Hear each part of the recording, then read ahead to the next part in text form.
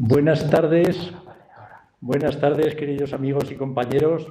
Nos congrega hoy un tema importante, porque es importante en sí mismo, pero puede ser iluminador para otras muchas situaciones de la actuación médica.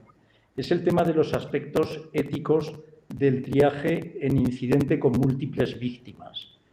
El triaje, como todos conocéis, es una palabra de origen francés que viene a significar escoger, separar, derivado del verbo trier o triar en castellano. Y es algo que inició ya nada menos que el médico de los ejércitos napoleónicos, Dominique Jean Larrey. No llegó él a usar ese término, pero sí fue el primero que se le ocurrió poner en marcha este inteligente sistema para dar cauce lo más adecuado posible a los heridos en la guerra. Napoleón decía de él que no había conocido hombre más virtuoso que este médico. Realmente debió ser un apoyo entonces para la persona de Napoleón. El hecho es que el triaje implica, según el diccionario de la Real Academia de las Ciencias Médicas, pues un concepto que es el de priorización, algo que es importante para entender el triaje. Priorización porque supone un proceso de distribución de la asistencia en esas situaciones, la que hoy contemplamos aquí con múltiples víctimas, pues son situaciones en las que se reconoce que la generación de pacientes o heridos está sobrepasando los límites de lo que rutinariamente pueden resolver las urgencias de ese momento y, en cambio, pues hay que ir a unas medidas extraordinarias para actuar pues con arreglo a los fundamentos lógicos de la ciencia médica.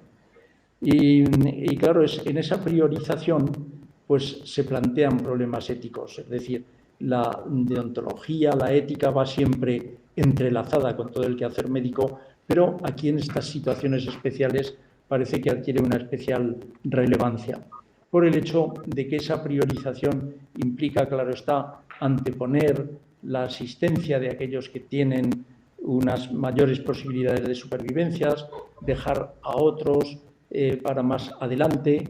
Esos otros no saben si realmente acabarán viéndolos a todos y si en otras circunstancias habrían recibido otro tipo de atención.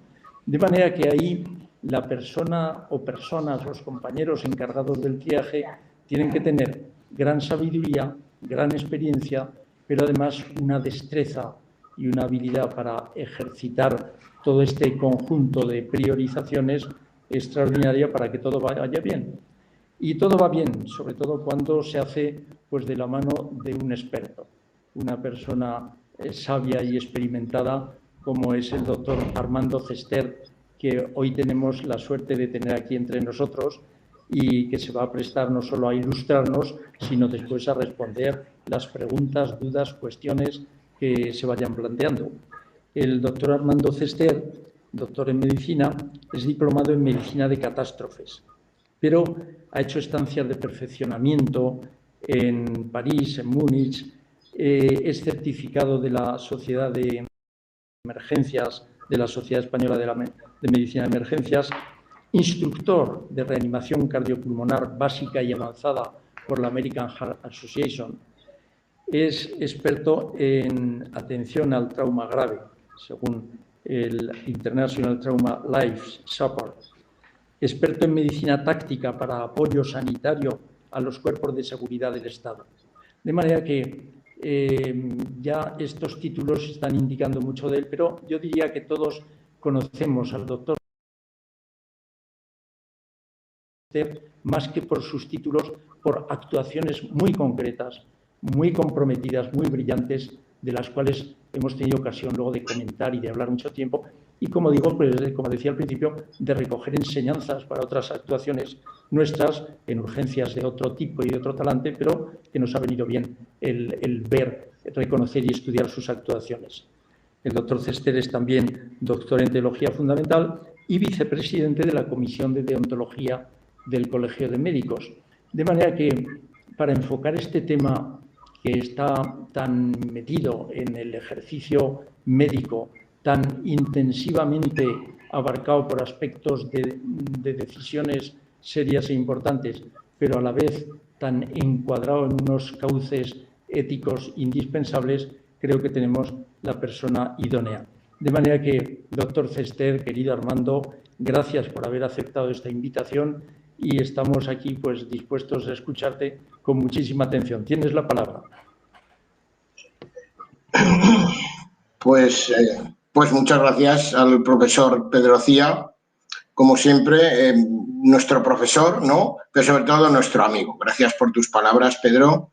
Y antes de comenzar, desde luego que quiero dar la enhorabuena a nuestra moderadora, ¿no? A Marta Ciprés, la doctora Marta Ciprés, que ahora con toda veracidad le podemos decir doctora, porque hace unos días, muy poquitos días, ha conseguido el grado de doctora, ¿no? Por tanto, Marta, pues enhorabuena aquí delante de todos y celebrar este grado tuyo, ¿no? Bueno, comenzaré ya Puedo empezar con las diapositivas, con la charla, a ver si me las facilitan desde el control para poder comenzar la charla. Sobre los aspectos éticos del triaje en incidentes de múltiples víctimas en el ámbito extrahospitalario, ¿no? En el ámbito extrahospitalario. Ya las tenemos, vamos pues con ellas.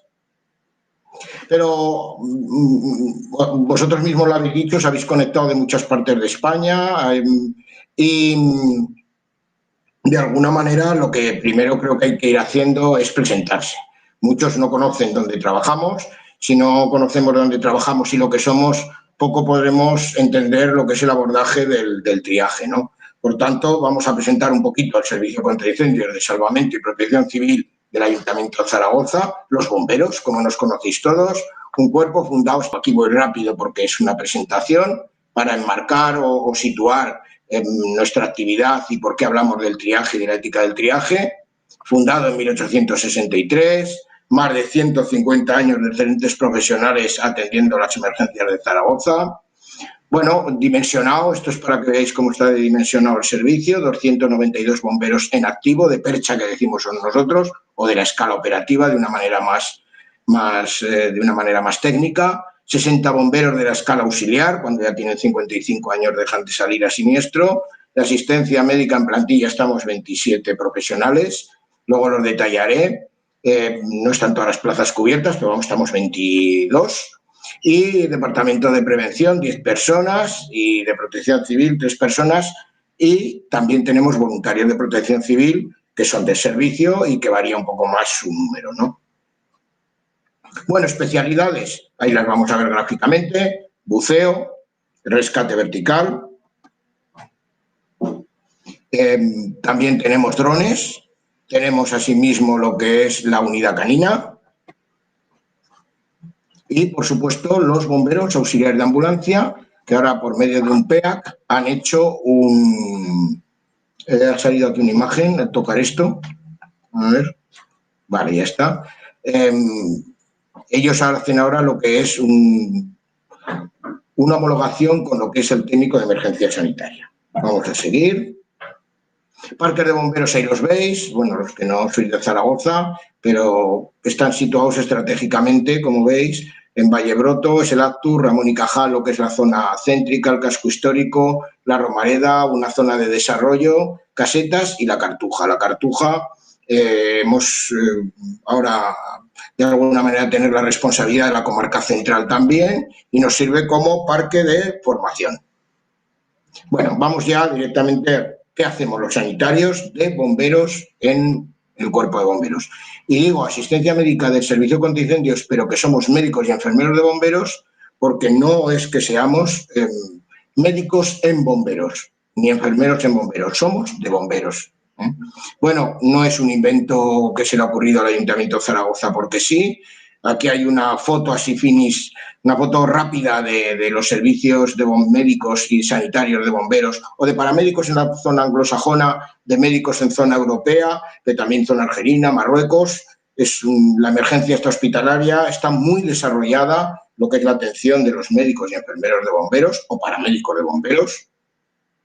En España tenemos estos servicios, que si vamos aquí los vemos: Ayuntamiento de Barcelona ya en el 50, Generalitat de Cataluña en el 80, Sevilla en el 80, Ayuntamiento de Zaragoza nacimos en el 83, vamos a tener un año este año de 40 aniversario que queremos celebrarlo con todos los zaragozanos que hemos atendido, con los que no hemos atendido, con nuestra ciudad y con muchas instituciones, con este colegio, con el de enfermería, en fin, queremos celebrarlo con las EMES, con todos.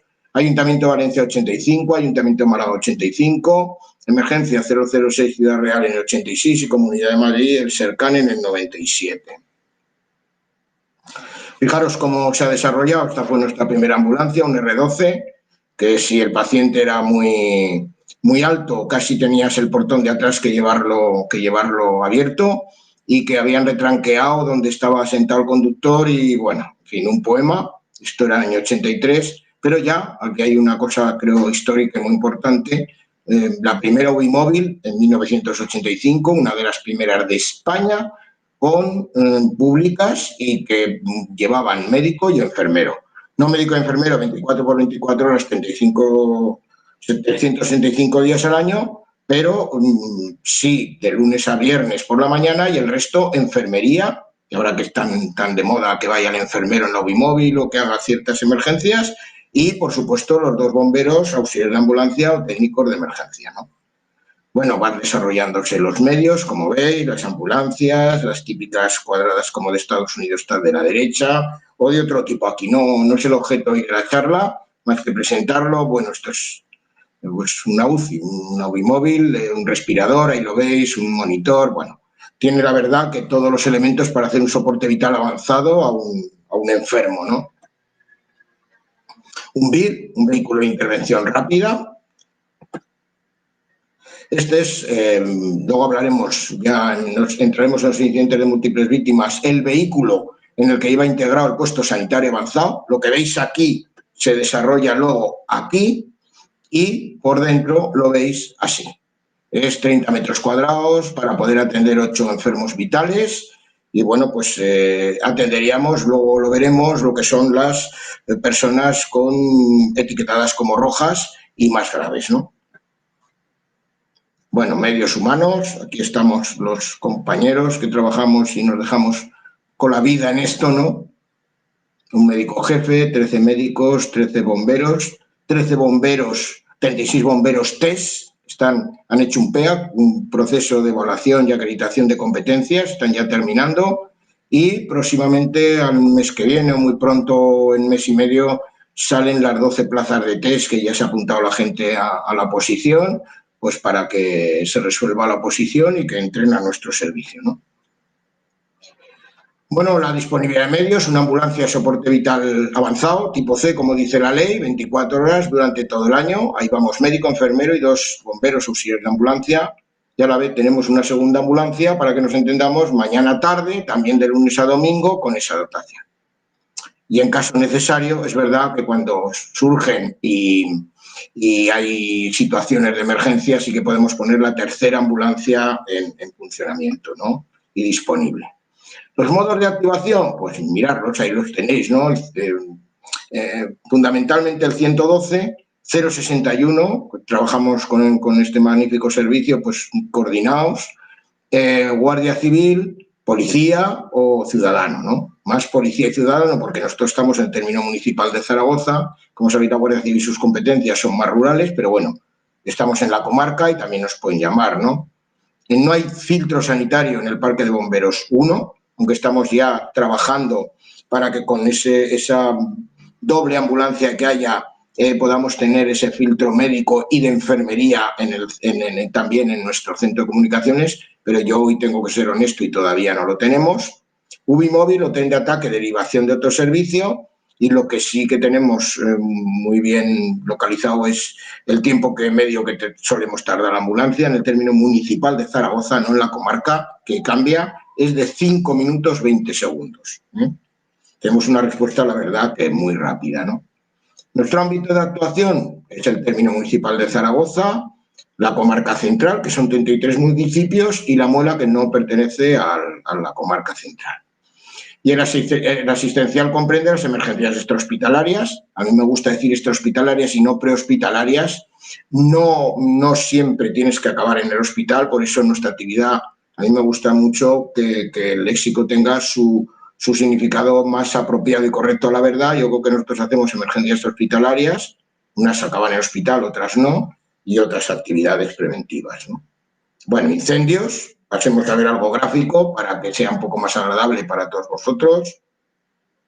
Rescate terrestre, entre hierros, pues desencarcelar, colisión de edificios.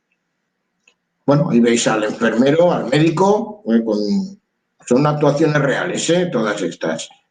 Como veis, estamos muy situados, desde luego, en la emergencia y con los bomberos de llegar a sitios que otros servicios de emergencia hospitalaria, no digo que no puedan llegar, pero que quizá no estén tan entrenados, tan protegidos, etcétera, etcétera, ¿no? O sea, quizás es una característica nuestra, que no es que seamos ni mejores ni peores, sino es una característica, ¿no? Y que nos facilita mucho, pues, llegar, pues como lo estáis viendo, ¿no? A cualquier sitio y con los medios de protección adecuados, ¿no?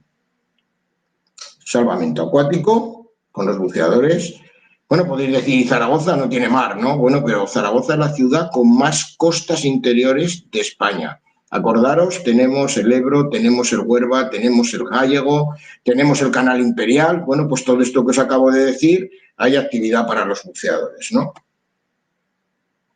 Bueno, aquí otra actuación nuestra, puntos reales, incidentes NBQ. Esto en la última época del COVID, pues nosotros tuvimos la suerte de que como tenemos actuaciones NBQ, partimos ya con bastante protección para nuestros bomberos y para nosotros. Siempre yo creo que tuvimos protección, aunque estuvimos en momentos al límite de agotar lo que teníamos de protección, porque lógicamente tú tienes de NBQ, pero no estás todo el día haciendo emergencia NBQ, ¿no? Y hubo momentos críticos que parecía que nos íbamos a quedar sin la adecuada protección, pero tengo que decir que tuvimos una protección excelente y comparado con lo que ha pasado en el país o en hospitales o en otros servicios de emergencia hospitalaria, bueno, pues hemos estado a muy buen nivel, aunque también hubo momentos eso, de crisis de se nos acaba el material y no vamos a tener, ¿no? Bueno, sanidad táctica, de esto hablaremos, somos apoyo a los grupos de operaciones especiales de la Policía Nacional. Hay 3 equipos en España, uno somos nosotros, otro es el SAMUR de Madrid y otro el Servicio de Emergencias Médicas de Cataluña, ¿no? Bueno, vamos a hablar de triaje, vamos a hablar indudablemente de los aspectos éticos, ¿no? Bueno, pues sí, nosotros no hemos estado presentes en esos incidentes de múltiples víctimas, sí, desde luego no nos hemos visto con esos interrogantes éticos, si no hemos verdaderamente tocado, que decimos los médicos, ¿no? Pues estaría haciendo una ponencia lejana, fría y desde luego a lo mejor muy academicista, pero nada real, ¿no? Bueno, pues por desgracia o por suerte, no sé cómo decirlo, por desgracia por los hechos que han ocurrido y por suerte por la experiencia que puedo aportar humildemente aquí para que incluso luego podamos debatir, pues fijaros qué experiencia, ¿no? Yo he estado personalmente, llevo 39 años y medio en el Cuerpo de Bomberos, he estado, puedo decir, en todas estas, ¿no? Y además coordinando porque nuestro servicio en lo que es en el término municipal de Zaragoza somos los que coordinamos y dirigimos el plan de emergencia municipal y en el momento que pasamos del término municipal de Zaragoza para afuera, pues es el 061 quien nos coordina y quien debe de hacerlo y lo hace muy bien también, ¿no?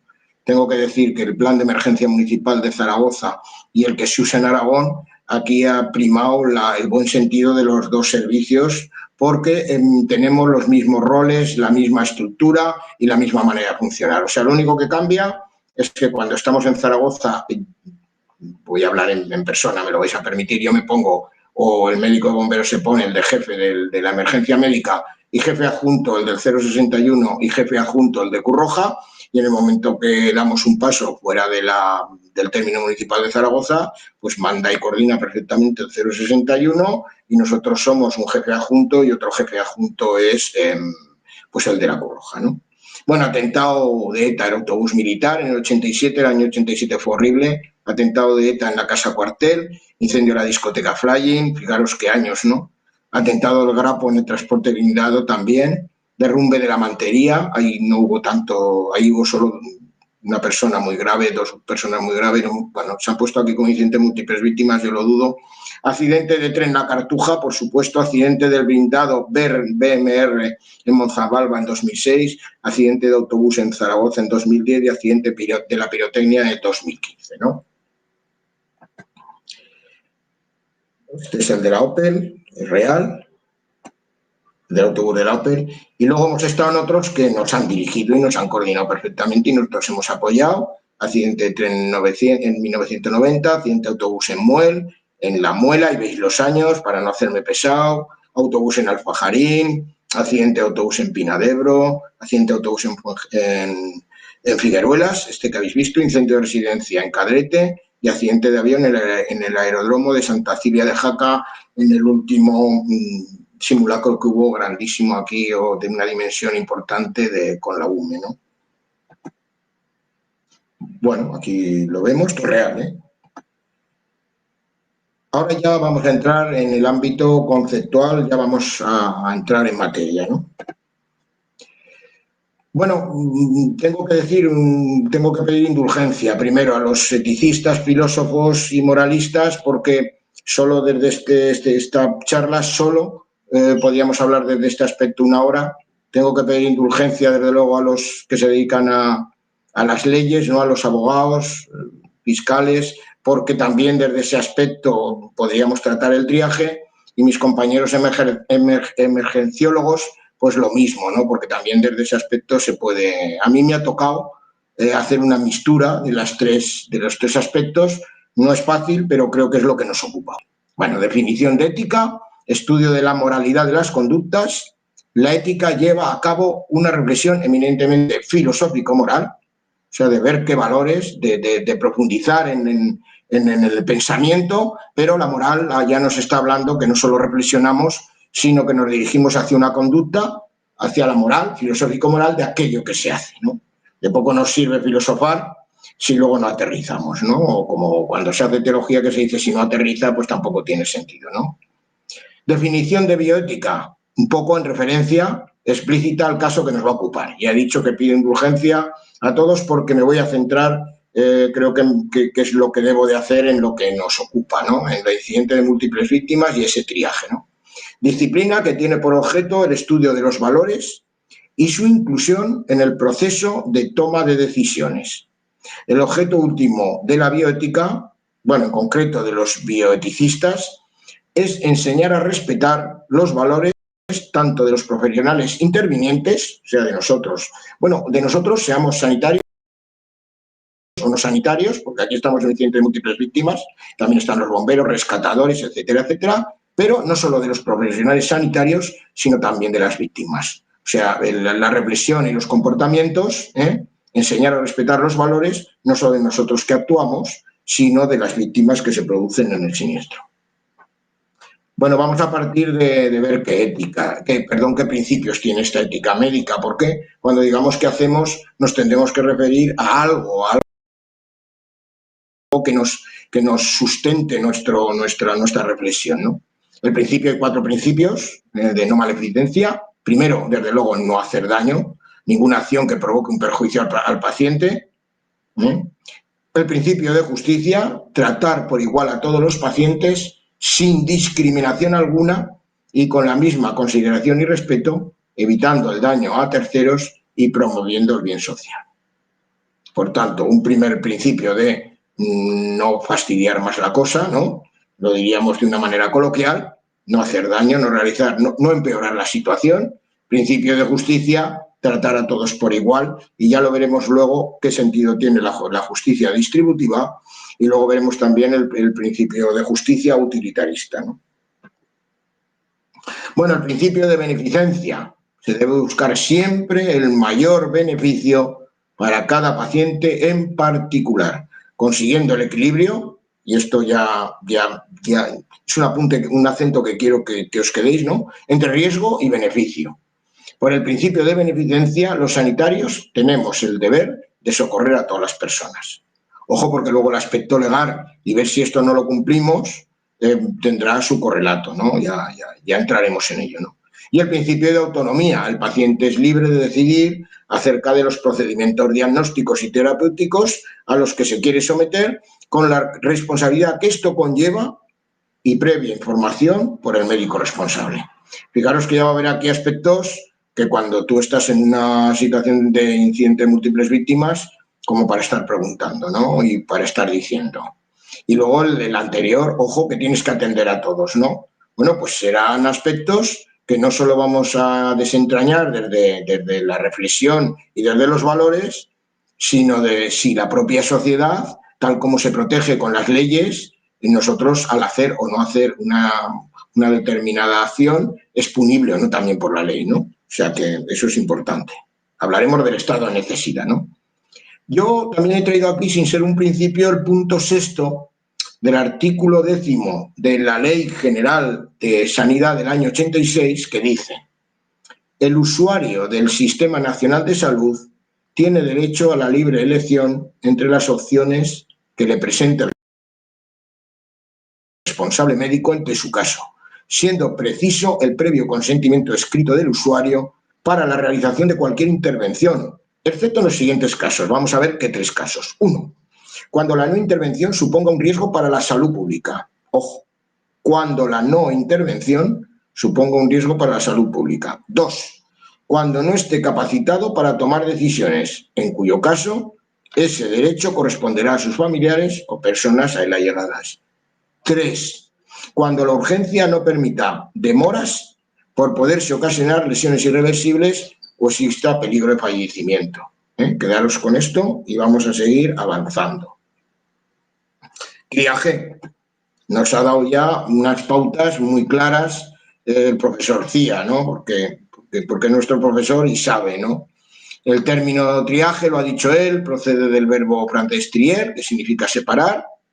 Se ha dado a conocer a nivel internacional a través del inglés, por lo que estamos ante un anglogalicismo, ¿no? En ambos idiomas puede encontrarse en los diccionarios. En el de la lengua española no existe la palabra triaje como tal. Esa es la primera sorpresa que nos llevamos, ¿no? Existe el término tria, acción o efecto de triar o triarse.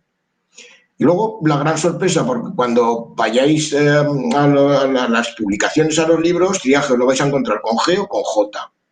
Y es sorprendente porque hasta en los manuales que dice que se debe de escribir con J, resulta que lo están escribiendo con G y hasta en la portada. Pero bueno, yo soy muy respetuoso con la Real Academia Española y os voy a decir lo que dice ella, ¿no? Escribir con G o con J, la RAE dice que todas las palabras acabadas en age, como triaje, se escriben con J, por lo que el sustantivo triaje debe seguir el mismo tratamiento. Todos los galicismos que se han incorporado a nuestra lengua han terminado adaptando su grafía y la pronunciación del sufijo francés a la del español. Pongo 3 ejemplos. Bueno, garaje, bricolaje, menaje, ¿cómo se escriben? Con J. Decir triaje no es más que adecuación del extranjerismo a nuestra lengua. Luego tendría que ser con J. ¿Lo ponen con G? Bueno, yo me resisto. Creo que debemos de ponerlo con J. Esta es nuestra bolsa de triaje. Podemos definir triaje por el procedimiento con el que se clasifican las víctimas en categorías según la gravedad y pronóstico vital. Os prometo que no es fácil. Os prometo que es difícil y ahora os diré más cosas, ¿no? Para determinar su prioridad de tratamiento y evacuación. O sea que tenemos que ver cómo está de grave, qué pronóstico vital tiene, cuál es el marco general de los recursos que tenemos. Entonces tú decides a quién se trata y a quién se evacúa, antes y después, a quién hacemos una evacuación terrestre o aérea, ¿no? Este procedimiento se utiliza ante múltiples víctimas que han de ser atendidas por un número proporcionalmente reducido de médicos y enfermeros. Estamos ante una situación que los recursos que llevamos son absolutamente o manifiestamente inferiores al trabajo que hay y al número de víctimas que hay. Por tanto, tenemos que triar, ¿no? El triaje, desde luego, en este párrafo lo escribí casi con unción, ¿no? El triaje implica una toma de decisiones graves, difíciles, basadas en una información incompleta de las víctimas. Porque esto no es como cuando entran a tu a tu sala, ¿no? Donde estás pasando consulta, ¿no? Realizado en un medio hostil, muy hostil. Os puedo poner 1000 ejemplos, ¿no? Os he puesto antes los atentados de ETA, en fin, con frío, por la noche, y a menudo dramático, también dramático. Bajo presión emocional. Puedes estar muy acostumbrado y tener todo este currículum de atender catástrofes, pero os prometo que no estás todo el día viendo catástrofes y cada una de ellas, pues indudablemente tienes una carga emocional. Otra cosa es que tienes que ser profesional y, por supuesto, como en nuestra profesión de médicos, en otras especialidades, pues hay que superar las situaciones y esta se supera, ¿no? Pero bueno, emocional. Ante un número elevado de víctimas que presentan muchas patologías. Y todo esto hecho, además, con medios limitados. Ya habéis visto qué bolsica tenemos, ¿no? Con el triaje se intenta hacer un correcto uso de los recursos disponibles para salvar el mayor número de víctimas. Es decir, disminuir la morbimortalidad de las personas afectadas por el siniestro. Estas son nuestras tiras, la del triaje básico, que las ponemos. El triaje puede ser o básico avanzado, el básico puede ser realizado por personal que no sea sanitario, y es una discriminación sencilla, ¿no? Caminan, no caminan, bueno, no he traído aquí los 1000, bueno, los 1000 no, pero los muchos triajes que hay, el estar, etcétera, etcétera. Y cuando ya se ha hecho un primer triaje básico en la zona, en el foco caliente, luego sí, cuando llegan al puesto sanitario avanzado, esa tienda que habéis visto roja, donde está unos recursos ya más sanitarizados, allí hay que volver a reevaluar, ¿no? Es el triaje avanzado, es consecutivo al anterior. Consecutivo quiere decir que ya te tienen que venir discriminados de alguna manera y lo realiza aquí sí que exclusivamente el personal sanitario, ¿no? En este nivel será siempre necesario el etiquetado y registro mediante la utilización de tarjetas que indiquen la afiliación, el tipo de lesiones y la prioridad que tienen, ¿no? Bueno, las categorías del triaje son muy fáciles, se os van a quedar y aquí sí que voy rápido, ¿no? Rojo, víctimas cuyas vidas corren peligro inminente, aunque pueden ser salvadas, porque si no pueden ser salvadas es en negro, víctimas que han fallecido o cuya condición excede los recursos sanitarios disponibles y su pronóstico es fatal. Amarillo, víctimas cuya vida no está en peligro inmediato, pero ojo que se pueden agravar si no reciben el tratamiento médico en un tiempo determinado. Y el verde, víctimas que requieren tratamiento médico, pero no, vamos, muchas veces ellos se creen que son rojos, pero tienes que imponer y son verdes y ya está, ¿no? Y sin etiquetar son los indemnes que llamamos nosotros, víctimas sin necesidad de tratamiento médico y que no se pueden considerar color negro, es que decirlo, ¿no? El triaje es un proceso dinámico, como es el propio siniestro. El propio siniestro va cambiando, no es algo fijo. O sea, puedes empezar con 3 ambulancias y a la media hora tienes 10. Y eso lo tienes que saber cuando estás haciendo el triaje, porque si no puedes triar mal, ¿no? O sea, tú tienes que saber muy bien cómo evoluciona. Tienes que saber si estás ante un número fijo de víctimas o las víctimas van a ir apareciendo, ¿no? Porque es un colapso de un edificio, etcétera, etcétera. O sea, es un proceso dinámico y tienes que saber cómo evoluciona para ajustar ese triaje, ¿no? Por tanto, hay que hacer una reevaluación del suceso continuamente para que el propio triaje que va a variar sea adecuado, ¿no? Criterios y conflictos éticos. Ahora vamos a ver qué conflictos se nos crean, ¿no? El conflicto profesional con que se confronta un sanitario cuando vamos a un incidente de múltiples víctimas es siempre entre lo que se puede hacer, que es el imperativo técnico, y además es lo que nos tira a todos los profesionales, porque es lo que estamos haciendo cada día, ¿no? Y se te van las manos. Yo quiero hacer todo lo que puedo, ¿no? Con cada víctima, frente a lo que se debe hacer, que es el imperativo ético. No todo lo que se puede hacer in situ se debe hacer, aun existiendo los medios para prestarlas, con el fin de hacer extensivo el beneficio de una evaluación rápida al mayor número de heridos. Estamos diciendo en una situación de desproporción clara entre el número de víctimas que hay y lo que somos. Esta es la pirotecnia de Zaragoza, esta foto. Estamos ante un cambio fundamental de paradigma. Fijaros, estamos acostumbrados en la consulta, yo médico direccional al enfermo, ¿no? Y aquí es diferente, aquí es en racimo, ¿no? Yo estoy, mi enfermo es la colectividad. Y os prometo que cuesta mucho que en la cabeza te cambie, ¿no? porque de verdad, porque estamos haciendo toda la vida pues una atención absolutamente sacral, por decirlo de alguna manera, permíteme la palabra, o reverencial a nuestro enfermo, y queremos en nuestra consulta hacer todo para él. Entonces, cuando el enfermo es la colectividad y ya no es la relación lineal, sino de racimo, ¿no?, o arbórea, bueno, pues aquí cambia, ¿no? Ahora, si hacemos el triaje, y es lo que hoy nos reúne aquí, tenemos que saber que cumplimos con los 4 principios de la ética médica. Y tenemos que hacerlo y saberlo, porque van a ser decisiones duras y tenemos que tener muy, muy claro lo que hacemos, ¿no? Principio de beneficencia. Oye, con el triaje se busca y se consigue el beneficio de todas las víctimas, haciendo así un uso racional de los recursos existentes, ya que son limitados y exigiéndose por ellos criterios estrictos de asignación de los mismos a las víctimas con mayores posibilidades de supervivencia. Teórica, en principio, siempre va a ser teórica, que posean, ¿no? Principio de no maleficencia se ve reflejado en el acto de triaje cuando al realizarlo correctamente no suponga considerar a una víctima como inviable o muerto cuando aún podría tener posibilidad de supervivencia. Toda la ética se sostiene perfectamente siempre que realicemos técnicamente bien el triaje.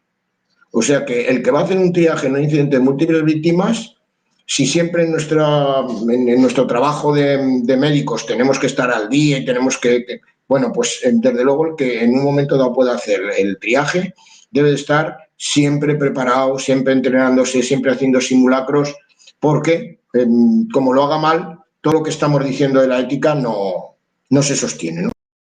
Principio de autonomía. En los casos de incidentes de múltiples víctimas queda sometido a los principios de no maleficencia y justicia para proteger un valor mayor como es la vida tanto individual como la del colectivo de las personas afectadas.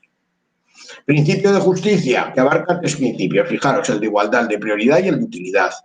El de igualdad o de no abandono por parte del sanitario, igual oportunidad de vida para todos. Principio de prioridad, selección de los heridos en función de las probabilidades de sobrevivir, aplicando un tratamiento prioritario, como venimos diciendo machaconamente, a los más graves con posibilidades de supervivencia. Y principio de utilidad, mayor beneficio para mayor número de víctimas con el uso eficiente y eficaz de los recursos existentes. Pero bueno, me podéis decir, bueno, Armando, perfecto, vale, pues lo reflexionamos un poco mejor, lo leemos luego más tranquilos porque ahora es un bombardeo de información y hace falta sentarse a lo mejor a leerlo. ¿Pero qué me va a pasar? O sea, ¿me pueden denunciar por esto? Vamos a ver qué pasa, ¿no? Podemos pensar, y desde luego a muchos profesionales de la emergencia nos pasa, que actuamos contrarios a la ley. Cuando en un incidente de múltiples víctimas vamos a hacer el triaje y decidimos atender de forma prioritaria a una víctima y no atendemos a otras con ínfimas posibilidades de sobrevivir en beneficio de otra que tiene mejor pronóstico vital. Y decimos, vale, que parece muy razonable, que sí, pero esto la ley lo sujeta, ¿eh? Dejar de atender sanitariamente a una persona en beneficio de otra, he puesto estas 3 cosas porque me parece, para que veáis lo grave que es hacer esto, ¿no? Atenta contra toda igualdad jurídica. Derecho fundamental, artículo 14 de nuestra Constitución. Es un ataque frontal al bien jurídico por antonomasia y derecho fundamental por excelencia, que es el derecho a la vida e integridad física, artículo 15 de nuestra Constitución. Y se podría considerar delito de omisión del deber de socorro, artículos 195 y 196 del Código Penal. O sea que nos vamos al centro penitenciario. Bueno, pues Armando, si nos dices que esto es así, ¿qué pasa? Bueno, vamos a la Ley Orgánica 10/95 de 23 de noviembre que aprueba el vigente Código Penal. Si vamos al capítulo 2, el título 1, establece las causas que eximen de responsabilidad criminal alguna.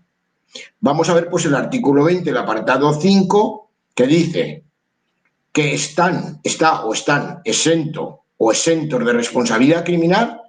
Fijaros, el que en estado de necesidad, esto se llama el estado de necesidad, para evitar un mal propio o ajeno, lesione un bien jurídico de otra persona o infrinja un deber, siempre que concurran los siguientes requisitos.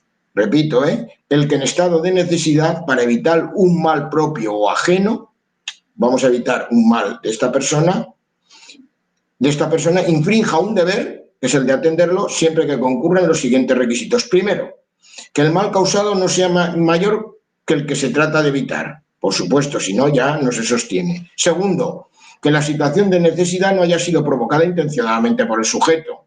Y tercero, que el necesitado no tenga por su oficio o cargo obligación de sacrificarse. Claro, si no, ¿de qué estamos hablando, no?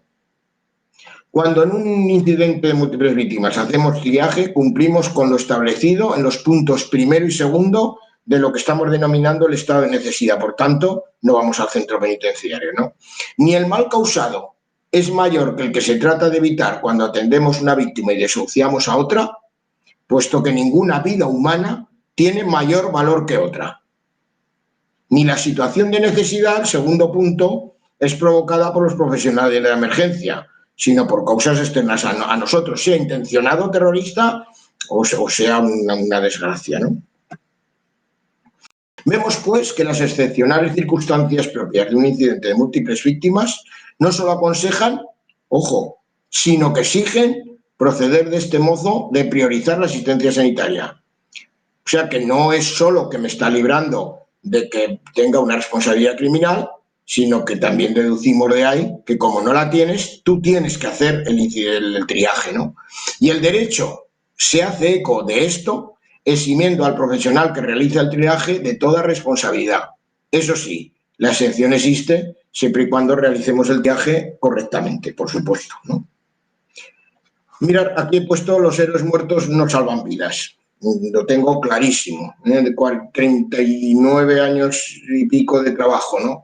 Ya el trabajo nos pone en situaciones suficientemente graves, muchas veces, como para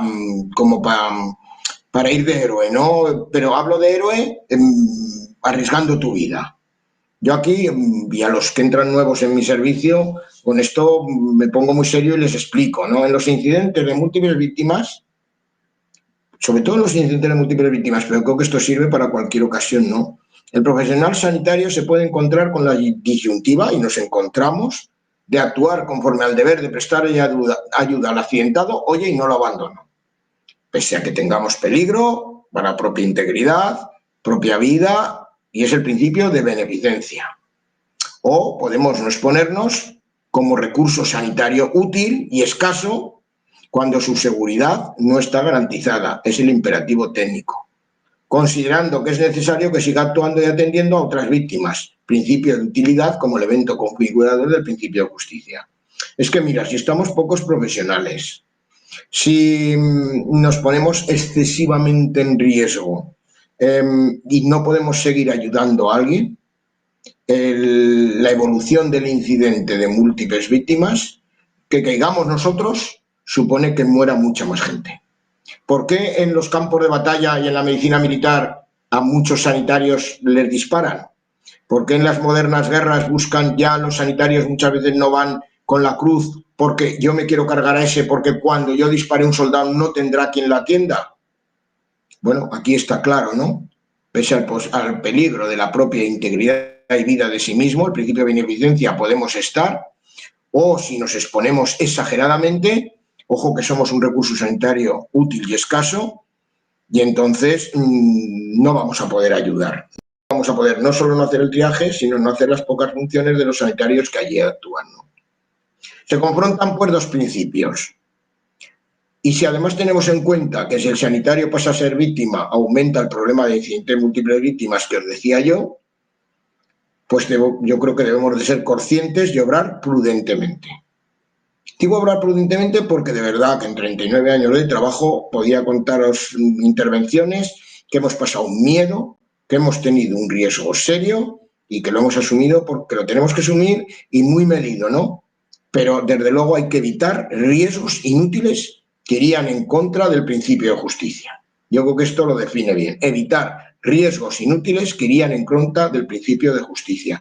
Y hay que tener la mente muy, muy fría, porque cuando estás ante un atentado terrorista, ante una situación de estas, da igual tu vida. O sea, os lo digo de verdad, o sea, es un atentado de la casa cuartel de la Guardia Civil, de un autobús, serías capaz de morir por ayudar de la bestialidad que estás atendiendo, ¿no? pero hay que tener la cabeza fría. Pero no digo el sanitario solo, hablo a veces del policía que ayuda, hablo de los bomberos, hablo de los rescatadores, y yo creo que hay que tener la cabeza muy fría. Es necesario que el sanitario no ponga en riesgo la propia vida, lo diré una y mil veces, ¿no? Y es en beneficio no tuyo, que sí, sino del bien común. Por mucho compromiso, os digo, que tengamos y mucha carga emocional, ¿no? Decisiones éticas del triaje en un incidente de múltiples víctimas intencionado.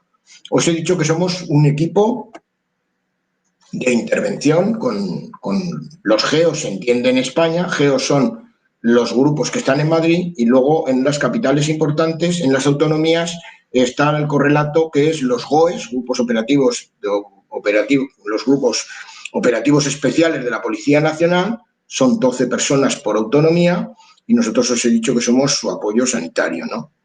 En un incidente de múltiples víctimas intencionado, tirador activo, atropello con un vehículo, artefacto explosivo, la situación se abordará desde el punto de vista del triaje y atención a las víctimas con los mismos criterios éticos empleados por el sanitario hasta ahora, cuando la situación es segura y la amenaza terrorista ha cesado.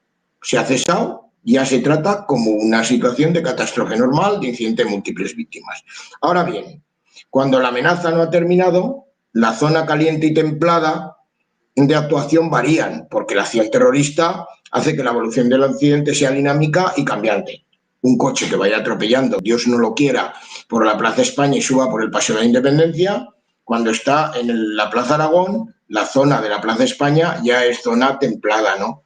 Pero como el terrorista de media vuelta, lo que pasó en las Ramblas, y baje el Paseo de Independencia hacia abajo y se presente cuando tú estás atendiendo a las víctimas en la Plaza España, eso se acaba de convertir en zona caliente.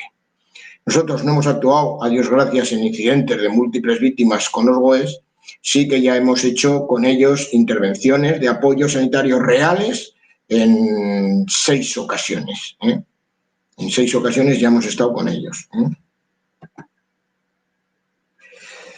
Cuando el sanitario se encuentra ante una situación de ocuparse de varios heridos, deberá atender en primer lugar, lo digo fuerte y claro, y quiero que se os quede muy claro, a los agentes de las fuerzas de seguridad del Estado que están tratando de eliminar el foco que ocasionan víctimas, al objeto de que la capacidad de fuego de los mismos no se vea mermada, y así a contribuir a que la fuente terrorista que está produciendo más y más víctimas pueda ser neutralizada y termine de esa manera la producción de heridos y de muertos.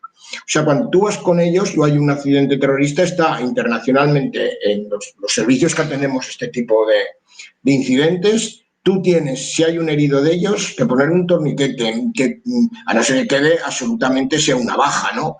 Pero si tú puedes conseguir que el GOE, que la policía siga disparando, tratando de eliminar el foco terrorista, tú estás actuando no solo sanitariamente sobre esa pierna herida del GOE o del GEO, ¿no? Tú estás haciendo que él, respondiendo con fuego real hacia el foco, eliminándolo, no se produzcan más víctimas. O sea, tú eres un elemento preventivo, sanitario, de que no haya más víctimas. Porque, por desgracia, hay un loco que está produciendo víctimas, ¿no?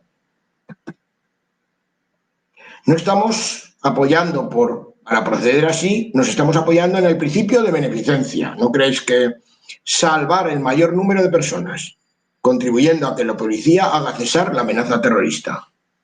Pero no solo produce bajas, sino que además no nos deja intervenir a nosotros. O sea, es necesario que el GOE siga trabajando y siga con capacidad de fuego, porque, bueno, es que así él no hará más víctimas, pero mientras esté disparando o yendo con el coche por ahí, nosotros, ya os digo, no podemos actuar porque como baje de la Plaza Aragón a la Plaza España, nos coge todo lo que decimos, ¿no? Nos atropella y tal, ¿no?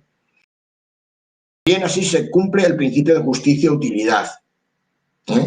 Mayor beneficio para el mayor número de víctimas, porque nos va a dejar actuar si eliminan la amenaza terrorista con el uso eficiente y eficaz de los recursos existentes, ¿no?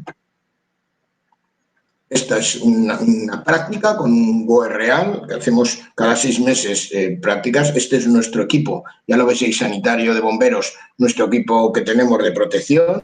Hemos pasado todos un curso del TEC, ¿no? Que nos lo ha dado la UMAF precisamente aquí la unidad militar de apoyo al despliegue aéreo que está en la base de Zaragoza, que son instructores del curso americano, bueno, y hemos aprendido, ¿no?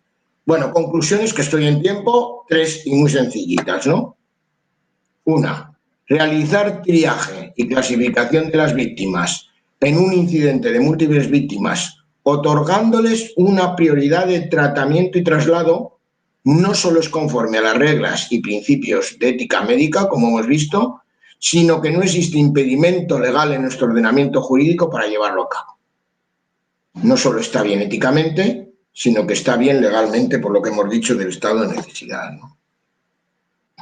No solo es recomendable realizar triaje, ya no estamos en el término de la recomendación, sino necesario organizar y priorizar la asistencia a las víctimas en los incidentes de múltiples víctimas, ya sean intencionados o no, porque el triaje se ha revelado como una herramienta indispensable para la gestión y optimización de los recursos en la resolución de este tipo de situaciones, que hace claramente que disminuya la morbimortalidad de las víctimas que estos acontecimientos ocasionan, ¿no? Y por último, no realizar triaje en un incidente de múltiples víctimas, yo ya voy más allá, haría que el profesional sanitario actuara en contra de los principios éticos antes invocados, porque no solo estamos en que los principios éticos podemos hacerlo porque nos salvan. Bueno, podemos hacerlo, pero debemos hacerlo, ¿no? Y posiblemente, igual que nos protege el sistema jurídico por estado de necesidad de que no tenemos una responsabilidad criminal, vale, pero si no lo hacemos, posiblemente a lo mejor habría también hay una responsabilidad jurídica determinar por alguna persona, por quien lo tiene que hacer o porque se establezca los planes de emergencia que se tienen que establecer y porque se tiene que dar una solución a la ciudadanía ante estos incidentes de múltiples víctimas, sean intencionados o no. Por tanto, valores sí, legalmente protegidos sí, hagámoslo, porque si no, a lo mejor no estamos cumpliendo con nuestra obligación y al no cumplir con nuestra obligación podría haber una responsabilidad jurídica determinada. Pues muchas gracias.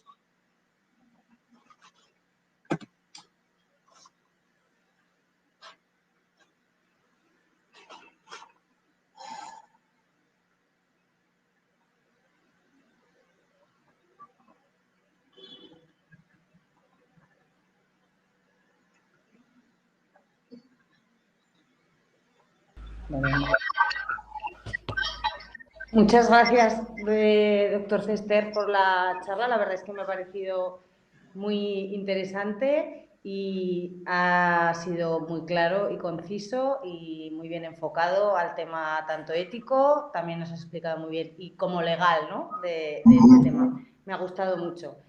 Por aquí no se animan mucho a hacer alguna pregunta, pero tenemos alguna. Hay uno de nuestros que pregunta que qué significa incidentes NRBQ. Pues atención a aquellos incidentes o con un foco nuclear, radiológico, biológico o químico. O sea, si tenemos pues una cisterna que va por la Nacional X con un producto químico y tiene un accidente. O hay un accidente biológico, un escape en un laboratorio, o radiológico o nuclear. O sea, es específico, con una necesidad de actuaciones muy determinada y que necesita de unas protecciones. Por eso decía que como nosotros hemos tenido generalmente nuclear, radiológica y biológica no, excepto lo que hemos vivido del COVID, pero estoy hablando en el día a día y durante muchos años lo que hemos tenido es accidentes químicos, muchos de cisternas y ligados a los camiones que van por nuestras carreteras normalmente, ¿no? Y entonces ahí sí que tú tienes ácido nítrico, lo que sea, sí que tienes que llevar unos equipos de protección, unos EPIs, que decimos nosotros, los equipos de protección individual, EPI, significa eso. No sé que me hagan una pregunta ahora, ¿qué es EPI, Armando? Y tiene también 3 grados de protección, los EPIs, ¿no? 1, 2 y 3. Uno el que ofrece una protección mayor que la normal, pero menor que la 3, para que entendáis, ¿no? Bueno, eso es accidente NBQ, NBRQ. Muy bien, muchas gracias. También nos preguntan que la justicia distributiva, ¿a qué se refiere? La justicia distributiva, lo decíamos, está diciendo que de alguna manera alcance el bien común, que de alguna manera, si es distributiva, de alguna manera alcance al colectivo antes que a lo individual, ¿no? Entonces, de eso se trata. Todo el rato estamos en esa clave, ¿no? En lo colectivo que he querido decir para que entendáis bien, en el bien común, es que muchas veces se invocan estos principios, pero parece que son teóricos y no tienen como un aterrizaje en la vida real, ¿no? Muchas veces el político debe de trabajar por el bien común. Bueno, y todos lo entendemos, ¿no? Y bueno, pues será por la ciudadanía, pero queda como en la nube, como la que usamos para archivar cosas, ¿no? Aquí el bien común en el incidente de múltiples víctimas, aplicando la justicia distributiva para todos, distribuyéndola de alguna manera para que entendamos. Ya sé que hoy hay mucho alumno y hay compañeros de bomberos, no específicamente sanitarios, que necesitan este tipo de explicación y tal. Bueno, esta vez sí que aquí aterrizamos en lo colectivo. Además, aterrizar de una manera dramática y real, ¿no? Entonces, tú aplicas la justicia distributiva, ¿no? Sí, lo que has explicado, ¿no? Que el enfermo es la colectividad. Claro, claro, claro. Cuesta mucho, porque todo el día estás uno a uno, ese día en situación dramática, por la noche con frío, y ahora ponte a triar y piensa en la cabeza qué capacidad tenemos de respuesta y entonces esta patología la abandono o todavía se puede recuperar. Es un ejercicio complicado, difícil y duro, lo digo de verdad, pero hay que hacerlo, ¿no? Siempre también sabes que si estás en el propio foco caliente, que nosotros por el tipo de protecciones que llevamos estamos en foco caliente muchas veces, sabes que puedes ayudar a ese primer triaje básico, que en general lo hacen con cintas uno sanitario, y tú puedes estar allí como director de socorros médicos de alguna manera ayudando a las dudas que puedan tener, ¿no? Yo eso os podría contar casos prácticos y puedes estar allí un poco pues como tutor, podríamos decir, de todos, yendo de un lado para otro cuando hay una mínima duda y luego sabes también, es verdad, que cuando lleguen al puesto sanitario avanzado va a haber una revaluación de tus compañeros, ¿no?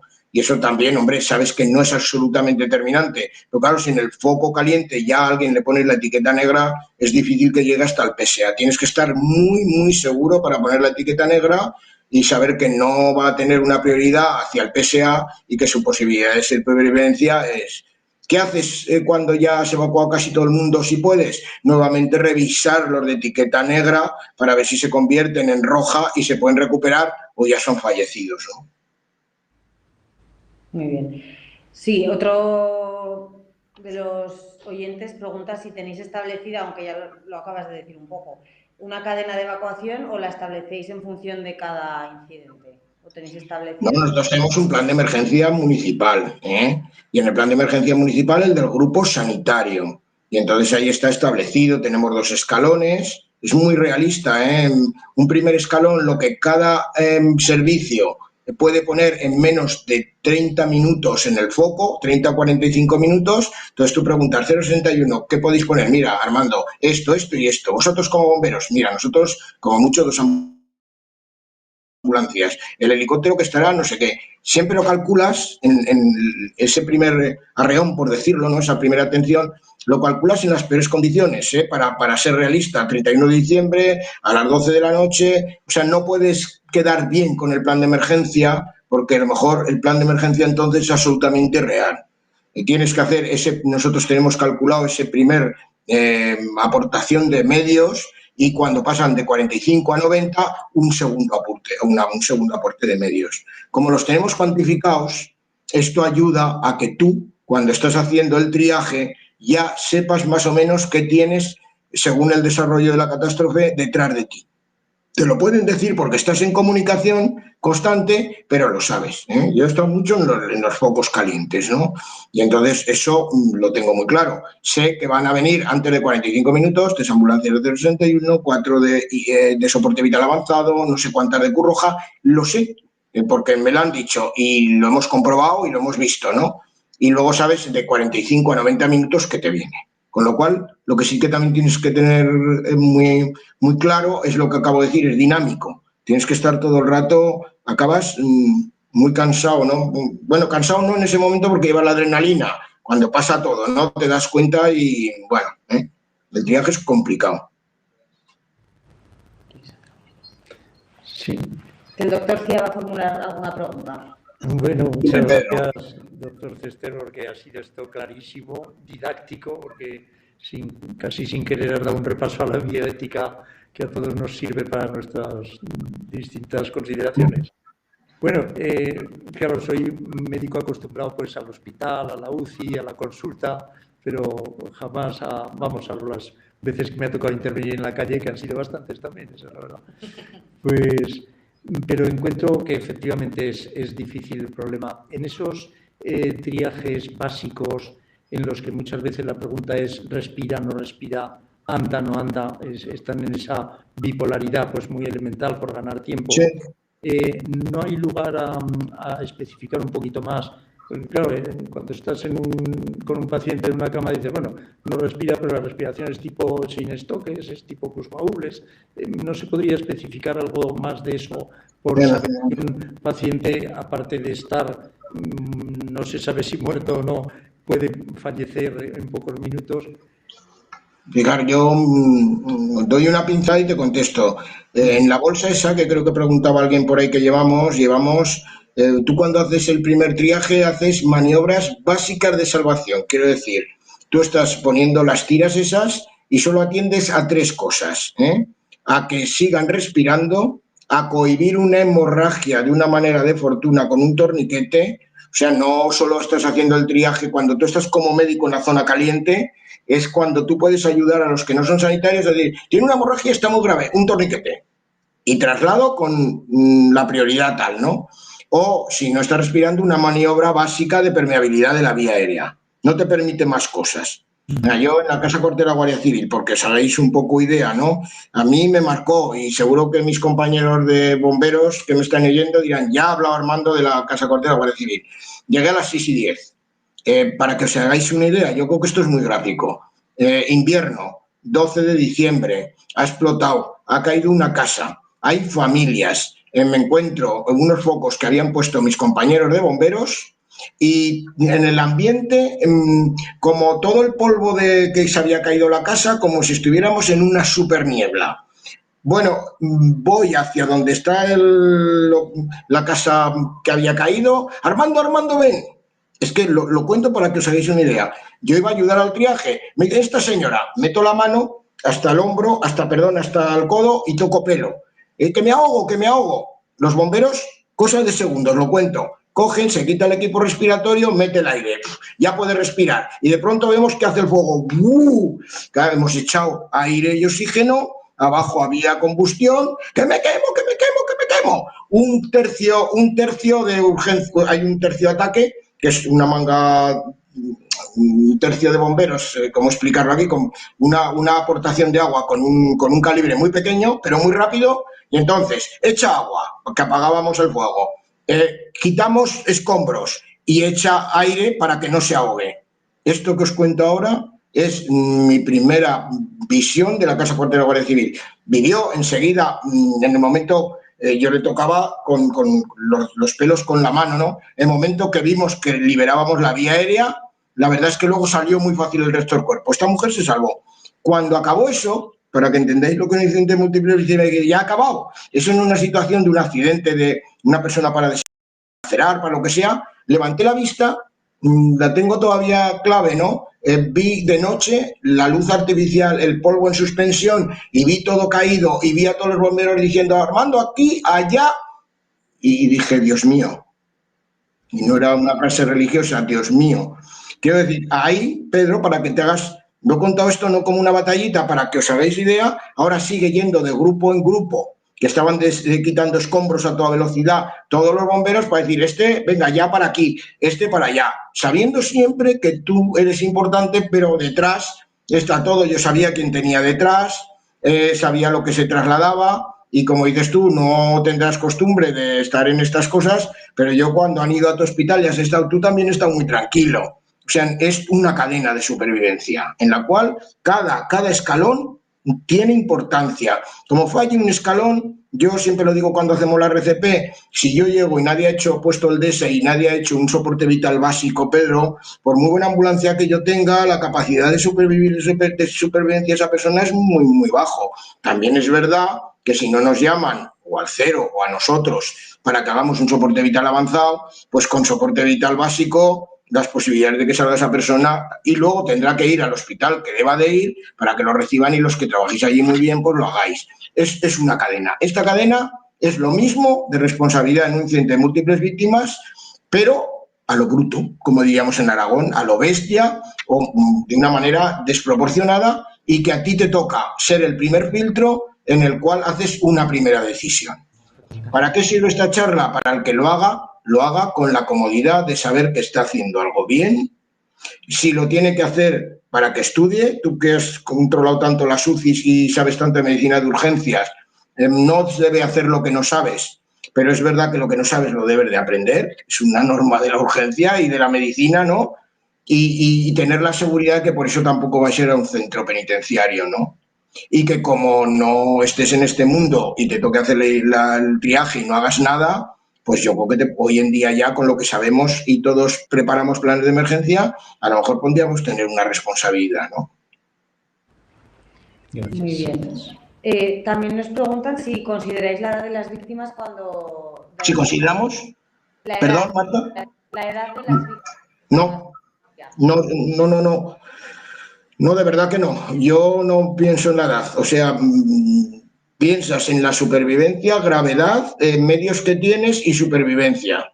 No, yo tiene 80 años y tiene capacidad de supervivencia y yo, vamos, en el triaje no haces una discriminación de edad. Y yo creo que es un mensaje ya para nuestra sociedad de que la gente, a lo mejor porque yo me hago ya mayor, ¿no? Pero la gente mayor, tenemos nietos o tendremos hijos, tenemos gente igual derecho a la supervivencia que si tienes 20 años o 5, ¿eh? O sea, el factor edad no es para que de alguna manera, bueno, pues usted vivirá menos. Bueno, si tiene 80 años, a lo mejor vive hasta los 95. Me parece que 15 años de disfrutar de sus nietos y de su familia, me parece que no es poca cosa. En el triaje no hay ningún triaje, yo me sé todos. Nosotros trabajamos el STAR como primero y el META, que lo hace la Universidad de Oviedo, que tiene un criterio de que las patologías quirúrgicas sean las que más rápidamente, las que necesitan solución quirúrgica inmediata, sean las de rojo más rápido. Hay diferentes tipos de triaje. En ninguno he visto yo, en ninguno, que diga con tal edad tiene una categoría de color, para que me entendáis. En ninguno. Por tanto, yo creo que éticamente eso no está bien. Ya. Es verdad que a lo mejor con la pandemia del COVID, ¿no? No es lo mismo, ¿no? Porque no claro, es que, fíjate... Durante el colapso de los hospitales sí que hubo muchos compañeros que tuvieron que tomar decisiones también difíciles. Claro, pero es diferente, mira... un poco se asemeja, ¿no? Bueno, pero... Porque para que unos principios éticos y unos valores éticos tengan la misma valoración, la situación tiene que ser igual, similar, igual me quedo corto, quiero decir. Mira, intubar dentro del hospital y fuera del hospital en realidad es lo mismo, pero ya te digo que yo he hecho el curso de vía difícil con los anestesistas en el Miguel Servet, que fue un curso excelente, y yo me acuerdo cuando al principio de la mañana, que es cuando te llevaban a hacer las vías difíciles, pues yo me parecía que estaba en el Palacio de Versalles. Una vía difícil me la puedo encontrar en el Coso o allí, pero te prometo que ojalá estuviera allí, porque va a tener más medios, más tranquilidad. Faltaba música, yo música no, y que a veces ponen en otros sitios, porque además nos estaban explicando muy bien los anestesistas, que saben, desde luego, manejar vías aéreas mejor que yo, pero yo notaba eso, ¿no? Yo notaba que por tanto, quiero decir, el triaje hospitalario y el triaje extrahospitalario no es tampoco lo mismo. Tendríamos que hacer desde saber cómo funciona un hospital, qué previsiones tenía que tener, qué protección tenían las personas y dentro de ese ámbito que tiene mucha más capacidad terapéutica, ¿qué hacemos? Porque claro, la capacidad terapéutica, fíjate, cuando yo voy a un paro, vamos 4 personas.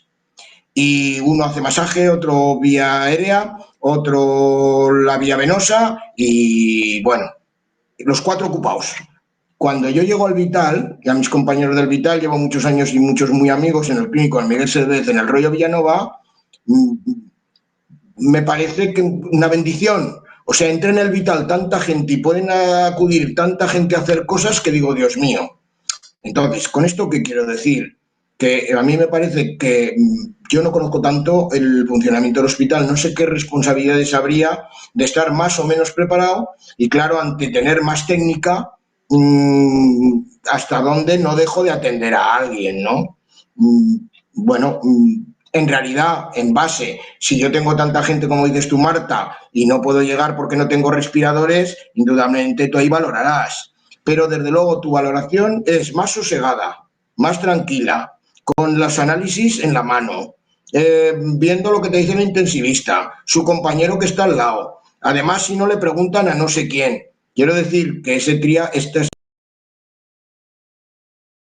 en el hospital, pero es de una manera, yo creo que menos dramática y puede ser hasta más acertada.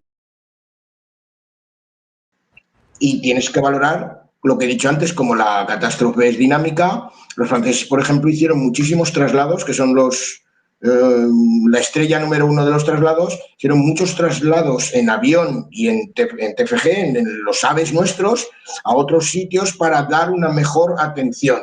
Aquí no pusimos ese tipo de medios en marcha, ¿no?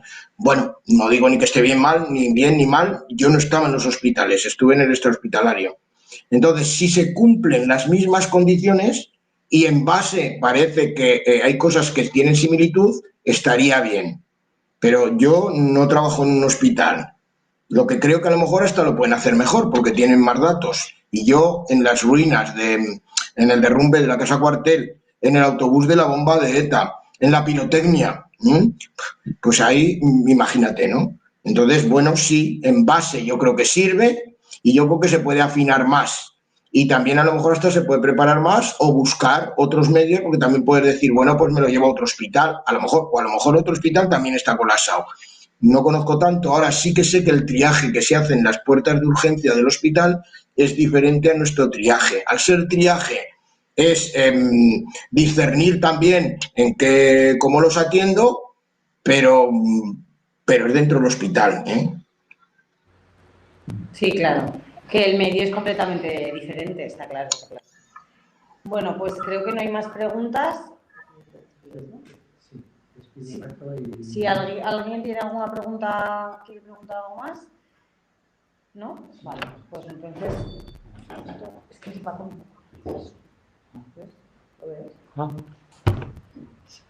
¿Qué ha pasado? ¿Qué? Se ha congelado la imagen. ¿Sí? El doctor Cester nos ha dejado congelados con su extraordinaria ponencia. Bueno, en nombre del Colegio de Médicos, estamos en el Colegio de Médicos de Zaragoza, pues yo quería agradecer al doctor Cester la extraordinaria ponencia con la que nos ha ilustrado y sobre todo quería, en nombre del Colegio de Médicos, creo que estoy autorizado para decirlo, del orgullo que tenemos como médicos de este colegio y como médicos colegiados de contar con la extraordinaria preparación científica, técnica y humana del cuerpo de bomberos, tanto sanitarios como no sanitarios. Y creo que la sociedad zaragozana puede estar tranquila de contar con vuestros servicios y sobre todo, como nos has demostrado, de una excelente coordinación entre el cuerpo de bomberos, el 061 y los cuerpos y fuerzas de la seguridad del Estado. Por lo tanto, muchas gracias Armando Cester, muchas gracias al cuerpo de bomberos y muchas gracias a todos los que nos han estado siguiendo en este foro. Y anunciar el próximo. El próximo será el 22 de febrero, que el ponente será el doctor Cayabed, pediatra con un extraordinario currículum, que nos va a hablar de la ética, un puente entre la ciencia y los valores. Repito que será el 22 de febrero, miércoles, como siempre, último de cada mes. Muchas gracias de nuevo, Armando Cester. Es un orgullo contar contigo en esta ciudad y en este Colegio de Médicos, que para eso eres el vicepresidente de la Comisión de Deontología. Un abrazo a todos. Muchas gracias a todos.